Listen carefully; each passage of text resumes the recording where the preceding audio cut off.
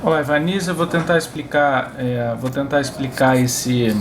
essa sua dúvida, fazendo esse rápido vídeo aqui para ver se você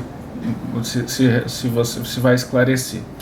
Então você tem aqui as três forças atuando, né, atuando naquele cordão, e todas elas estão aqui atuando nesse ponto.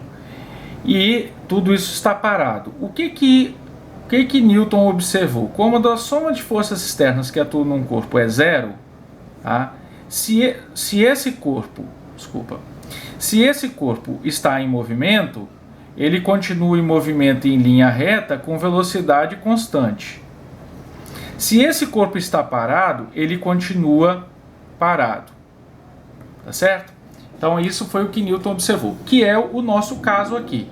Nós temos um ponto onde tem três forças atuando, ela está parada. Como é que nós vamos provar, né? Você mediu essas três forças, mediu os ângulos alfa e beta. Como é que nós vamos provar que isso aqui como é que nós vamos provar que esses três valores da força e os ângulos, né, esse conjunto de medidas que a gente fez, como é que a gente pode provar que a soma de forças é zero? Olha, nós temos que fazer aquela soma de vetores que a gente conhece usando como é que faz soma de vetores, né? Uma possibilidade é você somar os vetores componente a componente. Então nós vamos pegar a força P2, que ela é uma força perpendicular, ela aponta para o centro da Terra, então nós vamos pegar ela como referência para traçar um eixo vertical, e em relação a esse eixo vertical nós vamos traçar um eixo horizontal x. Então no sistema de eixo XY a gente pode calcular as componentes, né? A gente pode calcular as componentes x e y de cada força. Repara o seguinte, se eu traçar uma linha paralela ao eixo y, então eu obtenho aqui um triângulo retângulo. Tá vendo aqui, ó, esse triângulo aqui é um triângulo retângulo. A mesma coisa aqui, se eu traçar uma linha paralela ao eixo y, eu obtenho um outro triângulo retângulo aqui. Então como é que eu vou fazer para determinar essas forças? As componentes. Repara que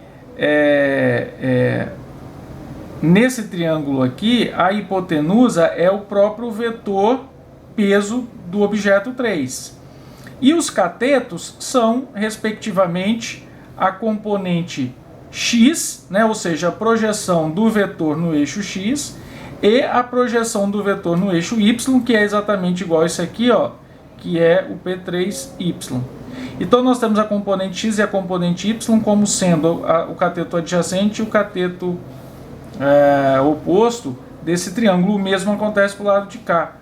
P1 e y é o cateto oposto e P1x é o cateto adjacente. Então a gente precisa calcular esses valores. Como é que nós vamos fazer? Então vamos lá. Somatória de forças externas, como como as forças são vetoriais, então nós vamos ter que calcular o seguinte. Se ela é zero, então as forças externas que atuam ao longo do eixo x tem que ser zero, e a soma de forças externas que atuam no eixo y tem que ser zero. Então nós vamos ter assim, ó. Quais são as forças que atuam ao longo do eixo y? Nós vamos ter, para o lado positivo, P3x, e para o lado negativo, né, como está apontando para o outro lado, P1x. Isso aqui tem que ser zero. Agora em y, nós temos quem?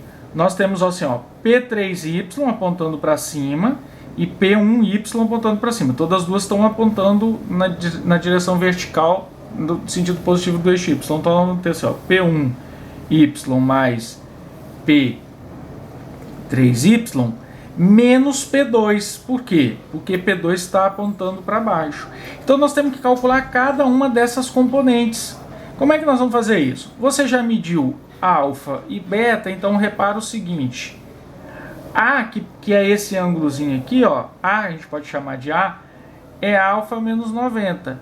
E beta, e B, desculpa, é beta menos 90, né? Você sabe o valor de alfa e beta, então acha o valor de A e B. Então como é que nós vamos fazer? Vamos pegar aqui, ó. Quem que é P3x? Não é cateto adjacente desse triângulo? Então vamos usar assim, ó. Cosseno de B é quem? Lembra lá das funções trigonométricas? É cateto adjacente sobre hipotenusa. Quem é o cateto adjacente aqui? É o P3x sobre a hipotenusa, que é o P3. Então, o P3x vai ser P3 cosseno de B. Só multiplicar aqui, né, em cruz. A mesma coisa para... Agora nós temos P1x. Então, vai ser quem? Cosseno de A vai ser... P1x, que é o cateto adjacente sobre a hipotenusa, sobre P1. Portanto, P1x é igual a P1 cosseno de A. Então, agora, vamos separar isso aqui, vamos resolver em duas partes. Então, quem que é a soma de forças externas em x? Vai ser, né, isso aqui tem que ser igual a zero. Vai ser quem? Vai ser P3 cosseno de B menos P1 cosseno de A igual a zero. Tem que fazer essa conta aqui e ver se isso realmente dá zero. O mesmo você vai fazer agora para a soma de forças externas em Y. Isso aqui também tem que ser zero. Só que agora você vai ter que fazer o quê? Você vai ter que calcular o P1x e o P3y. O P2 não precisa fazer nada porque você já mediu o valor dele, né? Não precisa calcular a componente, ele já é uma componente vertical. Então quem vai ser o P1x e o P3x? Vou fazer aqui no cantinho, só para não ter que mudar a página, só rapidinho. Olha aqui, ó. Olhando para o desenho, seno de A é quem? Cateto oposto, que é o P1y. Tá vendo aqui, ó, o P1y sobre P1. Então, P1y é igual a P1 seno de A. E quem é o P3y? Seno de B é igual a P3y sobre P3, portanto, P3y é igual a P3 seno de B. Então, você vai pegar esse valor e esse valor, vai colocar aqui nessa expressão aqui, ó, né? P1y, P3y e P2, vai fazer essas contas, calcular tudo isso aqui, e vai calcular, e depois vai determinar se a soma de forças em y é zero.